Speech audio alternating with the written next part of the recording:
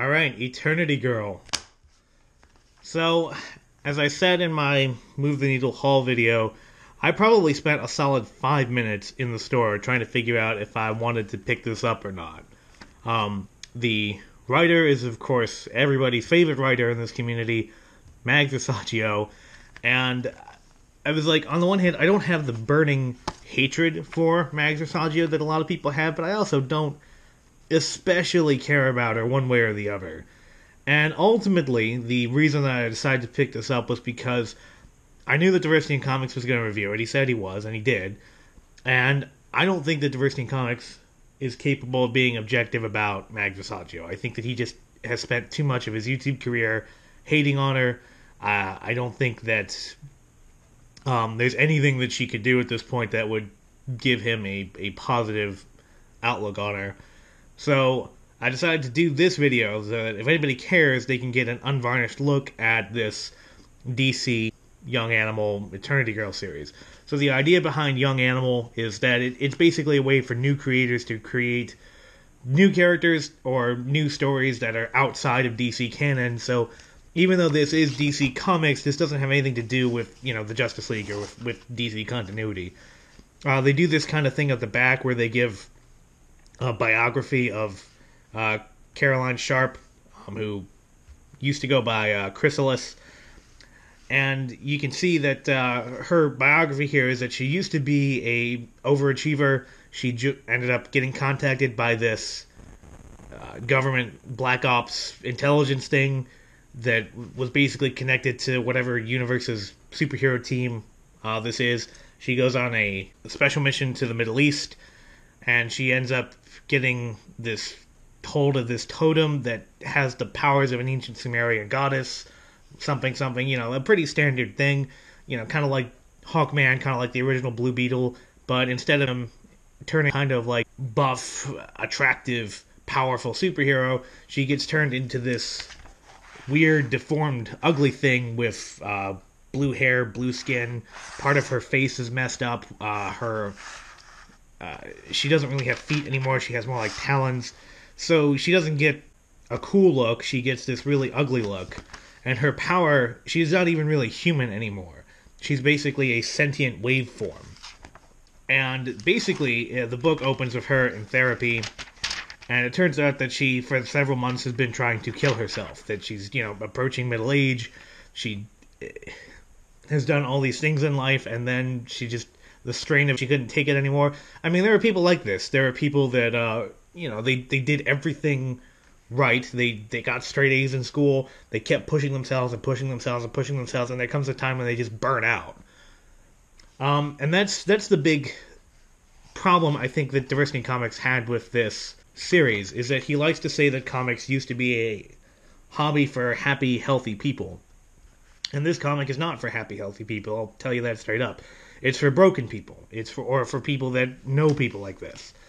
Eternity Girl is not supposed to be sympathetic. We see that here she had basically a nervous breakdown or some kind of incident where she ends up destroying the office of this government agency. She actually ends up mutilating some woman's arm. And so this person is obviously not right in the head. But I was thinking about it. So the whole comic is about suicide. And there were some people who are talking about how this comic glorifies suicide, which I don't know that that's true. I think that, I don't think that we're supposed to sympathize with Eternity Girl, that we're supposed to see her as somebody who is, in a lot of ways, profoundly selfish, that whatever she's done in the past, that right now she's no longer a hero anymore. And in fact, the comic ends with her basically deciding that the only way that she can kill herself is to literally kill all of existence. And she's brought to this conclusion with the help from the sort of ghost of her former arch nemesis who's dead. And we don't know yet whether this ghost is a real ghost, if this is actually her arch nemesis, or if Eternity Girl is just hallucinating this. But basically, this ghost convinces her that the only way to end her own life is to end the life of everything and everyone else. And so the comic apparently ends with her deciding that that's the right thing to do. Which obviously, I mean, ending all of existence just because you feel sad is a profoundly selfish thing, and I think we're supposed to regard it as such. So I don't know how it's going to end, but diversity in comics likes to talk about how trans people are much more likely to kill themselves than the average person, and that is true, as far as I know, anyway. I have to say that I agree substantively with diversity in comics about almost anything political. Anytime he's gotten political about anything, I don't think I've ever substantively disagreed with him. I just thought sometimes that, maybe he shouldn't have said something that way. But in terms of like actual ideas, I can't remember any time that I really profoundly disagreed with him. And on the trans stuff, it's no different. It's like there has to be a normal, and then there can be deviations from that norm, but don't pretend that the deviations are also normal. But the thing of it is, suicide is very in vogue nowadays. It's a dark subject. It's a touchy subject. Yes, trans people are much more likely than the general population to kill themselves, but you know who's also much more likely to kill themselves? Not at the same rate. It's not the same numbers, but statistically speaking, middle-aged white men. Middle-aged divorced white men. Like, diversity in comics, Richard C. Meyer is much more likely to kill himself than, just to pick a name out of a hat, G. Willow Wilson. And it's kind of a rough thing to think about, but it's one of the leading causes of death nowadays, especially amongst middle-aged white people. There's a long tradition in literature about suicide. And I'm thinking of, even in comics literature, like Sandman, which is one of my all-time favorite series. The whole comic is basically Morpheus, the god of dreams, setting up his own death because he can't deal with the things that he's done in the past, and he can't deal with the fact that the world has moved on. So to the charge that this glorifies suicide, I don't think that it does, but I do think that it is kind of frank about it, that there are people like this, people who just desperately want to die, and in her case, because she's not human, because she's almost invincible, she can't kill herself. So she has all these attempts where she ends up putting other people's lives in danger. She ends up destroying a car. She ends up basically causing the Harbor Patrol distress because she ends up jumping several times per month, and they always search for her body. So she is very selfish about it, and suicide is a very selfish act. You're basically murdering yourself. But I think that the comic is kind of frank about that sort of thing. So, if something sells, and I don't know how well this sold, I don't know what the orders for it were, I don't know how it's being received, I haven't looked at too many reviews outside of our little community, but in terms of are there broken people out there who like to read about other broken people, there's definitely a market for it. So this isn't going to be for everybody. This isn't, I found this comic intriguing, to give my own opinion on it. It's definitely not something I would normally get. If this were like Image or something, I would probably completely ignore it. But the fact that DC Comics sought to publish this, it made me at least more likely to look at it. By the way, Diversity in Comics mentioned this, but you could get the feeling otherwise. Mags Visaggio is the writer, Sonny Liew is the artist. And the art it's not standard superhero art. Let's just say that.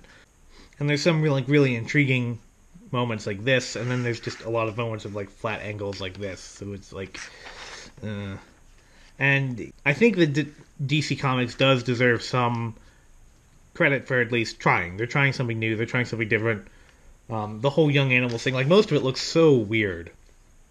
Like that Milk Wars thing they were doing last month, that looked really weird. I also saw I Love Comics / England Teens review of this, and he thought that the whole comic was about her transitioning, and in fact, I don't know if this is coincidence or not, but I believe Mags Visaggio is also about 35. Mid-30s at least. So,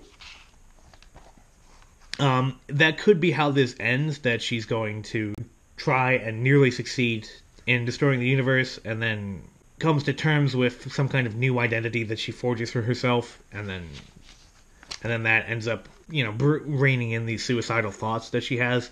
And frankly, like, there are parts of this that I can relate to. Like this whole conversation here where her arch nemesis is talking about Eternity Girl's life and how you felt like you had a thing to do, you did it, and then after you did it, you didn't know where to go. You were just spinning your wheels. It's like, at least for me personally, that's actually something I can relate to. I don't want to go into details about that, but it's something that that part at least makes sense to me. Let's just say. So, is this comic for the average superhero fan? I would say no. It's not. I mentioned Sandman. It's not nearly as literate as Sandman was, because Sandman had a lot of things going on at any one time. Like, the main story was the least important part of the story for Sandman. So it's not on that level. It's not on the level of other, like, old Vertigo. But it is still something different. It is still kind of intriguing. So if you're looking for something different, if you're looking for something with a story about a broken person who starts to come to terms with how broken they are, then yeah, this is a good story. But if you're just looking for something really cringeworthy to make fun of, this isn't it. If you're looking for something that's like, I don't know, some sort of like I said, new modern day, old classic Vertigo thing, this isn't it.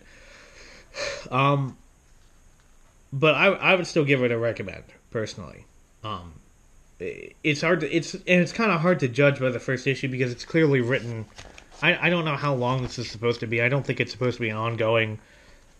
I don't know how many issues it's supposed to be, but it is kind of an interesting